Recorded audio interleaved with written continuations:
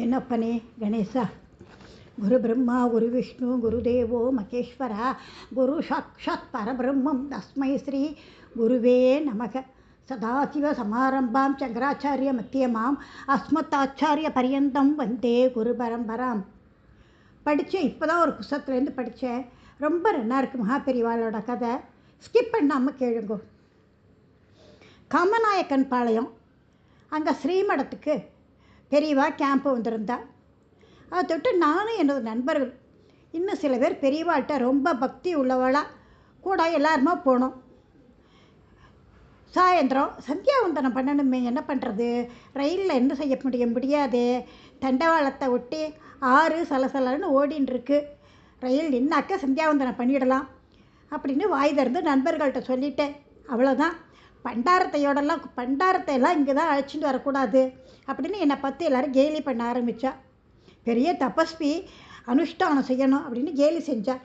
எனக்கு வெட்கமாக ஆயிடுத்து ரொம்ப. ஆனால் திடீர்னு ரயில் நின்றுடுத்து. கதவை திறந்து எட்டி பார்த்தோம். கார்டு இறங்கி என்ஜின் பார்த்து போயின்னு இருந்தார். என்ஜின் சைடு கை காட்டி இறங்கலை, ஏதோ கோளாறாம். ரயில் அரை மணி நின்றுது. சௌரியமாக இறங்கி சந்தியாவந்தனம் பண்ணிவிட்டு ரயிலில் ஏறினேன்.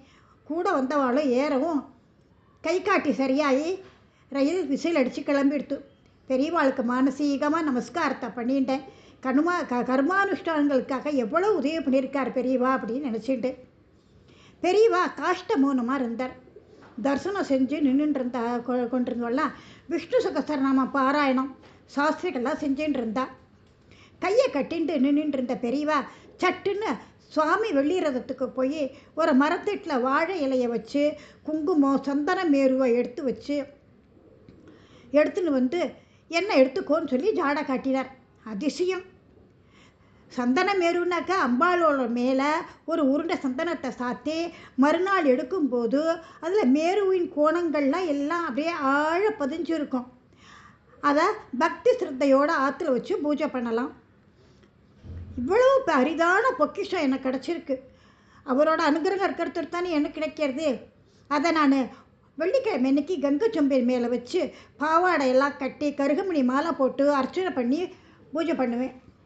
இப்படித்தான் சரி பெரியவாள் எலியாத்தங்குடியில் இருந்தபோது திருவல்லிக்கணியிலேருந்து பலாக்கட்டையால் பாதுகைகளை வாங்கி பண்ணிட்டு போயின்னு இருந்தேன்.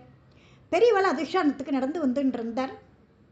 அவர் குளிச்சுட்டு நான் என்ன பண்ணேன், குளிச்சுட்டு போகலாம் அப்படின்னு நினச்சிட்டு குளத்து பக்கம் வந்தேன். நான் பெரியவார் வந்துட்டார்.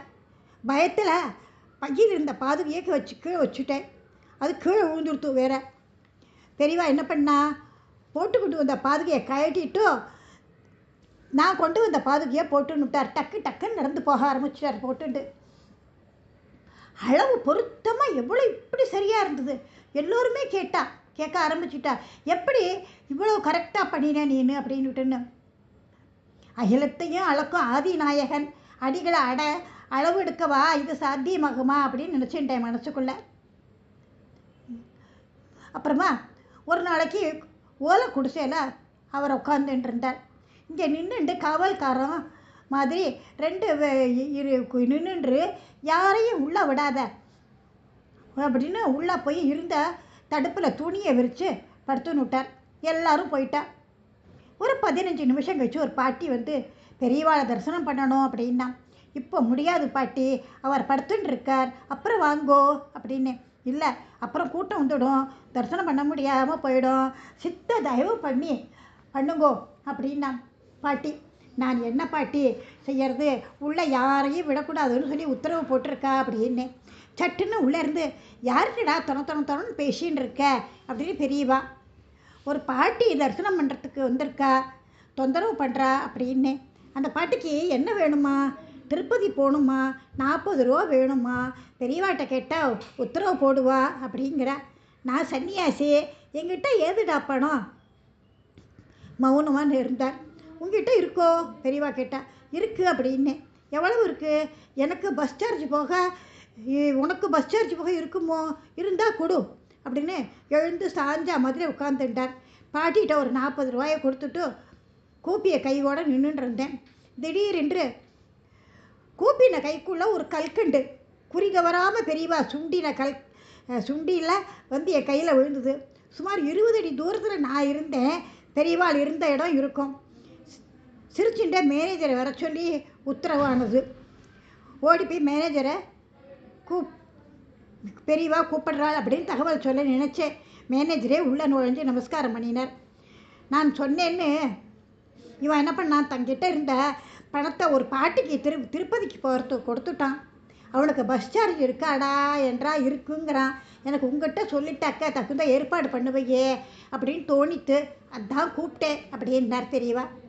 பெரியவா உத்தரவை சரசில் நிறைவேற்றினான். அதுக்குத்தானே நான் இருக்கேன் அப்படின்னார்.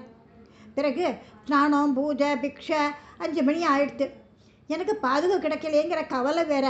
யாரெல்லாமோ பெரிய பெரிய பணக்காரெல்லாம் வந்து தரிசனம் பண்ணிகிட்டே இருக்கா. இருட்டியும் போயிடுத்து. கிழிச்சவேல்பட்டி வரை நடந்து தான் போகணும். போய்த்தான் பஸ்ஸு பிடிக்கணும். நமஸ்காரம் செஞ்சுட்டு பெரியவா பாதுகா வேணும் அப்படின்னு தயங்கி கண்ணன்கிட்ட சொன்னேன். அப்போவே தான் அனுகிரகம் பண்ணி கொடுத்துட்டேனே, பராக்காரங்கிட்ட கேட்டு வாங்கி கொடு அப்படின்னு கண்ணனுக்கு உத்தரவு போட்டார். அவரும் அந்த மாதிரியே செஞ்சார். சொல்லனாது இந்த ஆனந்தத்தை தாங்கவே முடியல. நடந்து போயின்னு இருந்தேன். இருட்டான இருட்டு, ஒரே பயம். யாரோ பின்னாடி நடந்து வர மாதிரி இருக்குது, சப்தம் கேட்கறது. நின்று திரும்பி பார்த்துட்டு மறுபடியும் நடந்தேன். என்னிடம் என்ன இருக்குது, பணமா நகையா? ஆனாலும் என்னமோ மனம் துக்கு துக்குன்னு அடிச்சுட்டு இருக்கு. பாதுகையை மாறுபோடைய பையோட அடைச்சி பிடிச்சிட்டேன். திடீர்னு ஒரு ஹெட்லைட்டை வெளிச்சம் வந்தது. கார் வர்ற மாதிரி இருக்குது. நான் கொஞ்சம் ஒதுங்கி நின்றுட்டேன். கார் பக்கத்தில் வந்து நின்றுது. கதவை திறந்துக்கிண்டு ஒரு தனவான், நீங்கள் தான் மெட்ராஸ் போகிறீங்களா? வாங்கோ, பெரியவா திருச்சியில் கொண்டு விட சொல்லி உத்தரவு போட்டிருக்கார். பாட்டுக்கு 40 ரூபா கொடுத்துட்டேலாமே, வாங்கோ அப்படின்னு சொன்னார். பெரியவாளோட கருணையை நினச்சி உருகியவாறே காரில் ஏறி குறித்த காலத்துக்கு முன்னாடியே ரயில்வே ஸ்டேஷனுக்கு வந்துட்டேன்.